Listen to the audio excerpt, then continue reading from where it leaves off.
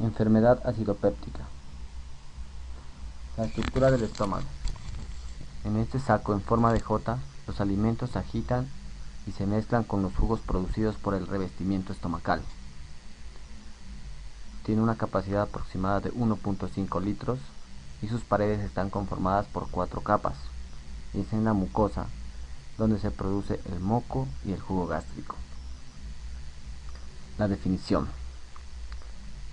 La enfermedad de ácido péptica es una entidad crónica, recurrente, en la cual por acción del ácido y la pepsina, acompañado de factores predisponentes, se produce ulceraciones de la mucosa digestiva que sobrepasan la muscular de la mucosa en cualquiera de sus segmentos superiores del tubo digestivo. Epidemiología. Teniendo como referencia estudios del Instituto del Seguro Social, dicen que las mujeres tienen mayor riesgo de presentar enfermedades como gastritis y úlcera péptica.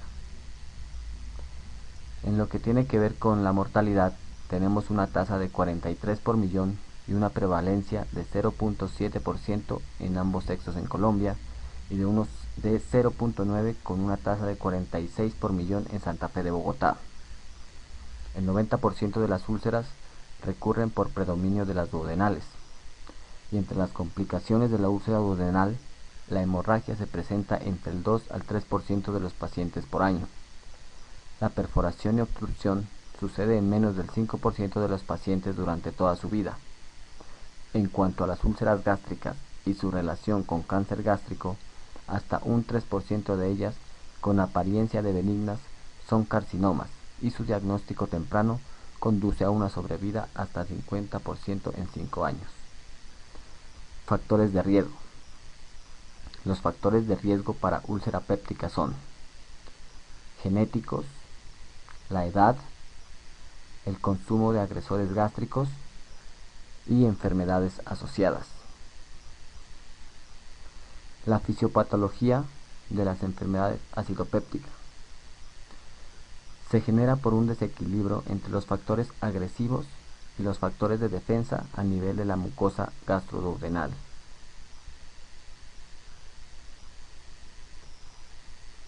¿Cómo se diagnostican? Se pueden realizar diversos exámenes, siendo los más comunes la endoscopia, el esófago gastroduodenal y la búsqueda de sangre oculta de materia fecal. Las manifestaciones clínicas.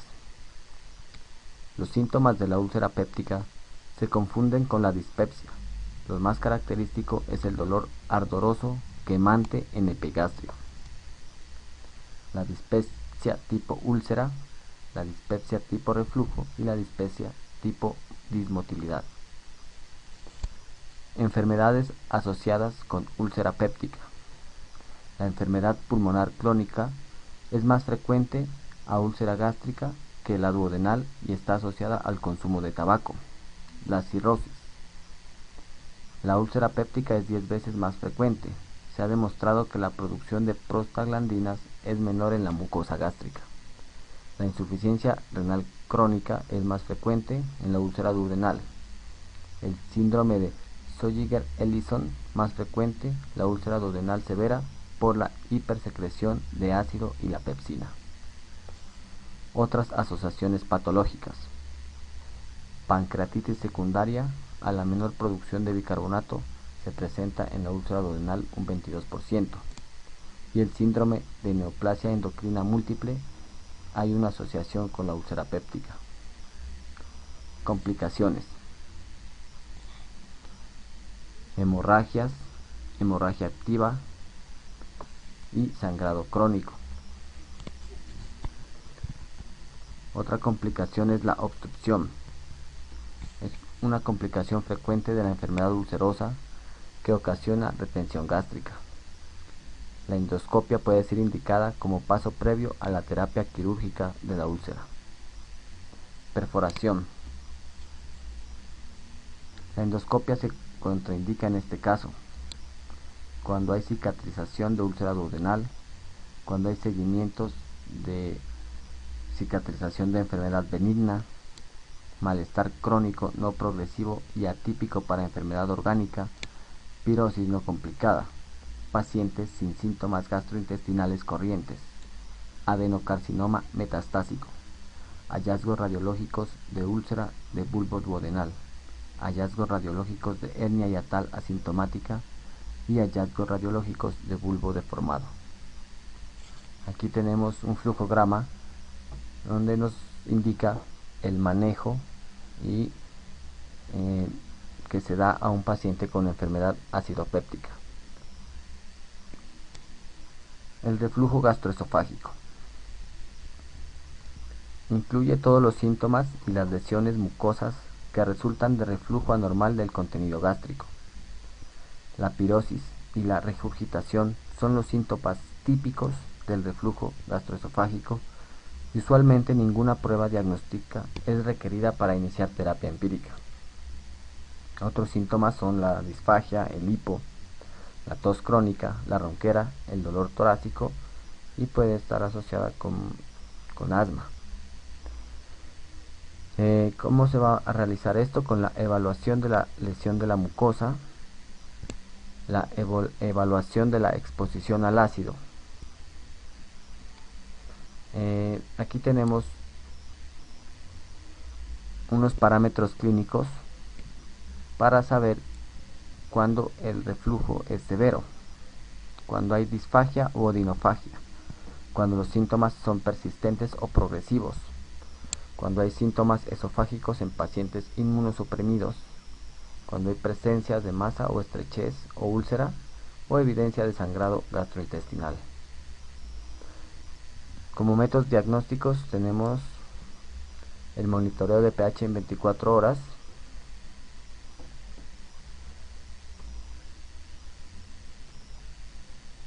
la manometría esofágica. Tiene como objetivo cuantificar la actividad contráctil del cuerpo del esófago y de los esfínteres durante la deglución. Puede encontrar alteraciones como ausencia del peristaltismo, desórdenes del peristaltismo, anormalidades del tono del esfínter esofágico y alteraciones al grado de esofagitis. Tratamiento médico de la enfermedad acidopéptica.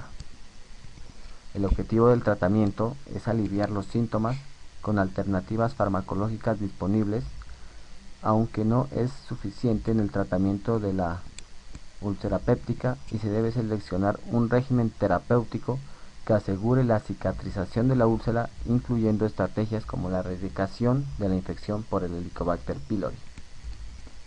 Las opciones terapéuticas se incluyen algunas propiedades farmacológicas y clínicas básicas que determine una real efectividad.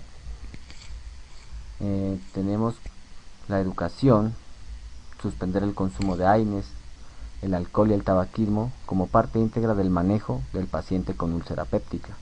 La dieta, llevar una dieta corriente con 3 comidas diarias y con horarios regulares.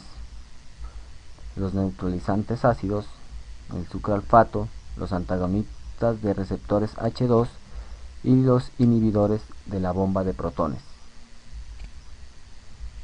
Terapia de erradicación de la infección por Helicobacter pylori. Las principales conclusiones son: los pacientes con Helicobacter pylori requieren tratamiento de erradicación. Los pacientes con Helicobacter pylori con dispepsia no ulcerosa sigue siendo retrovertido en estudios no justifican el tratamiento. Y la relación entre la Helicobacter pylori y el desarrollo de carcinoma gástrico es muy importante, y la erradicación del Helicobacter pylori disminuye la úlcera y facilita la cicatrización y el tratamiento con antibióticos. El porcentaje de erradicación obtenido tiene que ser superior al 90% y que el esquema de tratamiento sea bien tolerado. Los esquemas que tenemos es el esquema triple.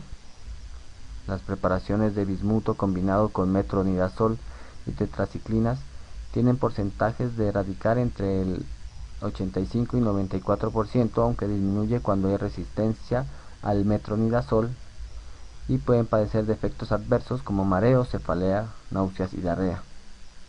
Los esquemas dobles, la combinación de un inhibidor de la bomba de protones con antibióticos como claritromicina o amoxicilina son bien tolerados, aunque con porcentajes de erradicación bajos. La combinación más usada es la claritromicina y el metronidazol. Manejo de la úlcera refractaria. La proporción de úlceras que no cicatrizan es inversamente proporcional a la intensidad de la terapia antisecretora y la duración del tratamiento. Se deben evaluar los siguientes aspectos que contribuyan a refractariedad: la no adherencia al tratamiento, la no erradicación del Helicobacter pylori, la no suspensión de los AINES, el tabaquismo, el alcoholismo, la lesión como carcinoma, síndrome de Zollinger o enfermedad de Crohn. Terapia de mantenimiento. En pacientes en los que no se alcance la erradicación del Helicobacter pylori o no se logren suspender otros factores, como el uso de AINES, se hace indispensable el uso de terapia de mantenimiento. En pacientes con cuadros severos iniciales, especialmente si hubo refractariedad al tratamiento con los anti-H2, se recomienda usar un inhibidor de la bomba de protones como terapia de mantenimiento. No hay un acuerdo sobre la duración de la terapia de mantenimiento. Si después de un año de mantenimiento la terapia se suspende, las recaídas nuevamente son superiores al 50%. Tratamiento para la enfermedad por reflujo gastroesofágico, no farmacológico. La posición. La medida más importante. La duración de los episodios de reflujo depende de la posición en que se presenten. La dieta. Algunos alimentos pueden contribuir al reflujo y sus síntomas porque modifican la presión y por efecto irritante local. El alcohol produce una alteración en la depuración del ácido.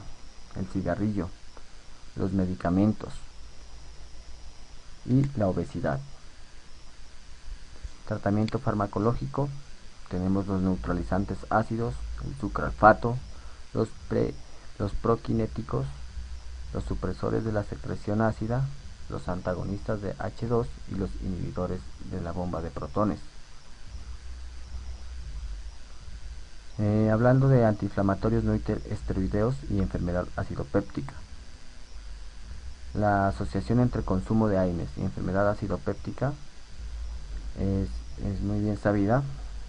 Dice que puede dar hemorragia digestiva y potenciación de los efectos secundarios cuando coexiste infección por Helicobacter pylori, está plenamente demostrada. La ingestión de una dosis única de 75 miligramos de ácido acetil salicílico está seguida de la aparición de hemorragias petequiales y erosiones. Si la dosis aumenta o se usa en forma continua, estas erosiones probablemente progresan a ulceración. Igualmente, el efecto antiplaquetario y antitromboxano que tienen estos medicamentos aumenta en 4 veces la incidencia de aparición de complicaciones de la úlcera, como son la hemorragia y la perforación. Cirugía para la enfermedad ulcerosa péptica. La cirugía reservada para úlceras que se complican con perforación, hemorragia o estenosis pilórica. La intratabilidad es la causa más frecuente de cirugía electiva. Paradójicamente, a pesar de estos cambios, no hay disminución de las muertes por enfermedad acidopéptica, probablemente por el frecuente consumo de AINES y alcohol en ancianos. Casos para realizar cirugía. Intratabilidad, elección del procedimiento quirúrgico, hemorragia, perforación, penetración o estenosis pilórica. Indicaciones para cirugía en enfermedad por reflujo gastroesofágico. Actualmente, la cirugía antirreflujo se debe considerar en las siguientes situaciones: falla de la terapia médica, complicaciones pulmonares recurrentes, neumonía aspirativa, asma y manifestaciones atípicas del reflujo gastroesofágico no controladas con terapia médica, incapacidad de la terapia médica para prevenir recurrencia de estenosis, adultos jóvenes que requieren tratamiento médico a largo plazo, aunque esta no es una indicación absoluta, debe ser considerada como una opción. Gracias.